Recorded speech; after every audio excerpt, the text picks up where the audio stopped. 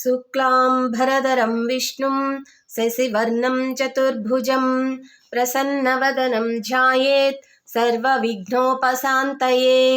అగజానన పద్మార్కం గజాననమహర్నిశం అనేకదంతం భక్తానాం ఏకదంతముపాస్మహే.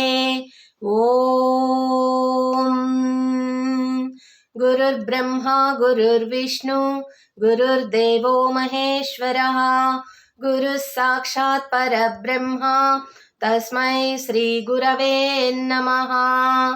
ఓం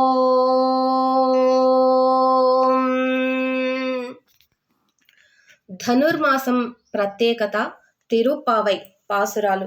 ఈరోజు 16వ పాసురాన్ని చదువుకుందాం. ఈ 16వ పాసురంలో ఆండాళ్ తల్లి మనకు ఏ విధమైన గోపబాలికను పరిచయం చేస్తుందో, అలాగే ఏ గోపికను నిద్ర లేపుతుందో, శ్రీకృష్ణుని లీలలను ఇంకా మనకు ఏ విధమైన లీలలను మనకు తెలియచేస్తున్నారో ఈ పాసురంలో తెలుసుకుందాం. நாயகனாய் நின்ற நந்த கோபனுடைய கோயில் காப்பானே, கோடித் தோன்றும் தோரணவாசல் காப்பானே, மணிக்கதவம் தாழ் திறவாய் அயர் சீருமியரோ முக்கு அரை பறை மாயன் மணிவண்ணன் நென்னலே வாய் நேர் நாந்தன் தூயோமாய் வந்தும் துயலெல பாடுவான் வாயால் முன்னம் மாத்தாதே అమ్మా నీనేస నిలై కదవం నీకేలోరెంబావాయ్. ఈ పాసురం యొక్క భావాన్ని ఇప్పుడు తెలుసుకుందాం. మాకందరకును ప్రభువైన నందగోపుని యొక్క తిరుమాలిగను రక్షించువాడా, మమ్ములోనికి పోనిమ్ము, మేము రేపల్లెలో నుండు గొల్ల పిల్లలము, స్వామిని దర్శింపవచ్చాము, పరిశుద్ధులమై వచ్చాము, మనులతో కూడిన గడియను తెరువుము, మేము స్వామికి శరణాగతి చేసిన వారము, గొల్లకులమైన పుట్టిన అజ్ఞానులమైనను స్వామి ఎంత్యద్యతిక ప్రేమానురాగములు కలవారము, స్వామికి సుప్రభాతము పాడి మేలుకొలుప వచ్చినాము. గొల్ల వంశంలో పుట్టిన మాకు ఆశ్చర్యగుణ చేష్టితుడును ఇంద్రనీల మణివర్ణము గల శరీరము కలవాడును అగు శ్రీకృష్ణుడు మాకు పరై అను ధ్వనించెడు వాద్యమును నిత్తునని నిన్ననే వాగ్దానము చేసినాడు. ఇప్పుడు అన్య ప్రయోజనములై స్వామి నిద్రలేచునట్లుగా సుప్రభాతమును పాడగా వచ్చాము. స్వామి, నీ నోటితో వద్దని చెప్పకుము, మమ్ములను అడ్డుకొనక దృఢముగా బంధించిన తలుపు గడియను వెంటనే తెరిచి లోనికి పోనీయమని కావలి వారిని వేడుకుంటున్నారు. ఈ పాసురం యొక్క అర్థం ఏంటంటే, గోపబాలికలందరినీ నిద్రలేపటం అయిపోయింది.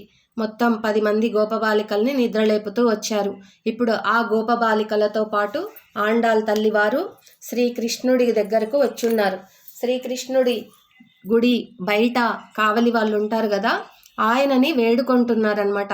తలుపులు తీయి, మాకు లోనికి వెళ్ళటానికి అనుమతినివ్వు, మేము శ్రీకృష్ణుణ్ణి సుప్రభాతంతో లేపాలని వచ్చాము, మేము ఆయనని కీర్తించటానికి, ఆయనని పూజించటానికి వచ్చాము, మాకు ఆయనను పూజిస్తే మాకు పరై అనే ధ్వనించే వాద్యముని ఇస్తానని నిన్ననే మాకు వాగ్దానం చేసున్నాడు, మాట ఇచ్చి ఉన్నాడు.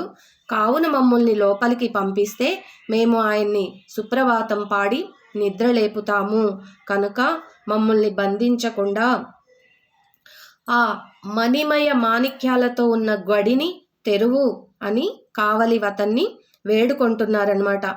ధనుర్మాస వ్రతములోని 2వ దశ పూర్తి అయి ఈ 16వ మాలికతో 3వ దశ ప్రారంభమవుతుంది. నిద్రిస్తున్న గోపికలందరూ మేల్కొలిపి అందరూ వ్రతగోష్ఠిలోనికి ఆహ్వానించి వారందరితో కూడి నందగోపుని భవనానికి పోయి అచ్చట రాజభవనాన్ని రక్షిస్తున్న కావలివానిని లేపుచున్నారు. పెద్దలు చేయని పనిని చేయమని కదా ప్రతిజ్ఞ, దానిని ఆచరించుతూ ద్వారపాలకుని లోనికి పోనిమ్మమని వేడుకుంటున్నారు. భాగవతుల పురస్కరించుకొని కార్యములను చేయినచో అనగా క్రమమును తప్పినచో శూర్పణఖ వలె పరాభవము నొందవలసిందే కదా, అనగా పురుషకారమును పురస్కరించుకొనకుండా పెరుమాళ్లను ఆశ్రయింపరాదని తెలియవలెను కదా. భగవంతుణ్ణి చేరటానికి ముందు ఆచార్యుని ఆశ్రయించవలెను కదా. నిరహంకారులై ఆచార్యుని ఆశ్రయించిన వారికి పరమాత్మ తానే స్వయంగా జ్ఞానాన్ని కలిగిస్తాడు. కనుక గోపికలు ముందు ద్వారపాలకుని వేడుకొన్నారు. అటుపై నందగోపుని ఆశ్రయించి అతని ద్వారా శ్రీకృష్ణ పరమాత్మను పొందే క్రమాన్ని పాటిస్తున్నారు. దేవాలయానికి వెళ్ళి స్వామిని తిన్నగా దర్శించరాదని పెద్దల సూక్తి. మొదట క్షేత్రపాలకుణ్ణి దర్శించాలి, పిదప ద్వారపాలకులను, ఆ తర్వాత అమ్మవారిని సేవించి అటు తర్వాతనే స్వామి దర్శనం చేసుకోవాలనే నియమం ఉంది. మనస్సు నదుపులో ఉంచుకొని ఆత్మస్వరూపుడైన ఆ పరమాత్మను ఉపాసించాలని ఆండాళ్ తల్లి మనకు చెప్తుంది ఈ పాసురంలో. మన ధనుర్మాస వ్రత మహోత్సవంలో గత 10 పాసురాల్లో ఒక 10 మంది జ్ఞానుల అనుగ్రహాన్ని మనపై పడేట్టు చేసింది మన ఆండాళ్ తల్లి. ఈరోజు వారందరినీ మనతో కలిపి నందగోప భవనానికి తీసుకువచ్చింది. ఆ నందగోపుడునే మనం ఆచార్యుడు అంటాం. ఎందుకంటే భగవంతుణ్ణి తలిచి భగవంతుణ్ణి తనలో కలిగి ఆనందించేవాడు కాబట్టి ఆయన నందుడు. ఆ భగవంతుణ్ణి దుష్టుల దృష్టిలో పడకుండా దాచి గోప్యంగా ఉంచేవాడు. అందుకే ఆయన గోపుడు. ముందుగా మనం చేరాల్సింది ఆచార్యుడి వద్దకు. అందుకే ఆండాళ్ తల్లి మనల్ని ఆచార్య భవనానికి తీసుకువెళ్తుంది. ఆ భవనంకు ఒక తోరణం, ఒక ధ్వజం కట్టి ఉన్నాయి. ఇదే నందగోప భవనం అని మన వాళ్ళంతా వచ్చారు. నందగోకులం కదా, ఎప్పుడూ ఏదో ఒక అసురుడు వస్తాడేమోనని చాలా కాపలా ఉండేది. వీరంతా అక్కడికి రాగానే అక్కడ ద్వారపాలకులు అప్రమత్తమయ్యారు. ఆండాళ్ ముందుగా వాళ్ళను ప్రసన్నం చేసుకుంటుంది.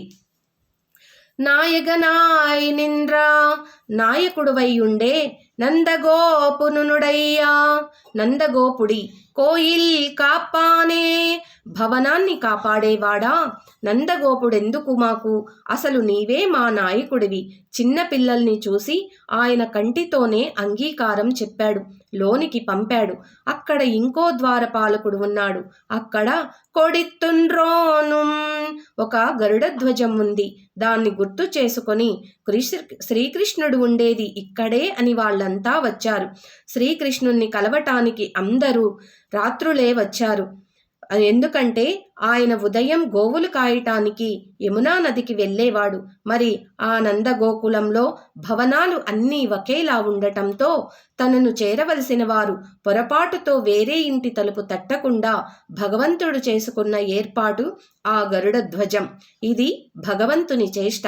తోరణవాసల్, మంచి అద్భుతమైన తోరణం చెక్కి ఉన్న ద్వారం ఏర్పాటు చేశాడు నందగోపుడు. ఎందుకంటే శ్రీకృష్ణుణ్ణి చూద్దామని వచ్చిన వాళ్ళు అద్భుతమైన తోరణాన్నే చూస్తూ శ్రీకృష్ణుణ్ణే మరిచిపోయేట్టు చేస్తాయట. ఇతర వాటి యందు దృష్టి లేకుండా శ్రీకృష్ణుడి యందు మాత్రమే దృష్టి కలిగిన వారు మాత్రమే నేరుగా శ్రీకృష్ణుడి వద్దకు వెళ్ళేవారు. మన ఆలయాల్లో ఉండే అద్భుతమైన శిల్పాల ఏర్పాటు కూడా అందుకే. ఒకవేళ మన దృష్టి ఇతరత్రమైన వాటి యందు ఉంటే అక్కడే ఆగిపోతావు. అది దాటితే లోపలున్న పరమాత్మను దర్శనం చేసుకుంటావు. అలాగే శ్రీకృష్ణుడి భవనానికి నందగోపుడు అలాంటి ఏర్పాటు చేయించాడు. అలాంటి ద్వారాన్ని కాపానే, కాపాడేవాడా అని నమస్కరించారు. మణికదవం, మణి మాణిక్యాలతో ఉన్న ద్వారం. తాళ్ తిరవా, తాళ్ళం తీయవయ్యా, ఎందుకొచ్చారు మీరింత రాత్రి అడిగాడు ఆయన. శ్రీకృష్ణుణ్ణి కలవటానికి వీల్లేదు అన్నాడేమో. ఆయర్ సిరుమియరో ముక్కు, చిన్న గొల్ల పిల్లలం మేమంతా, మరి ఏం కోరి వచ్చారు మీరు అని అడిగాడు.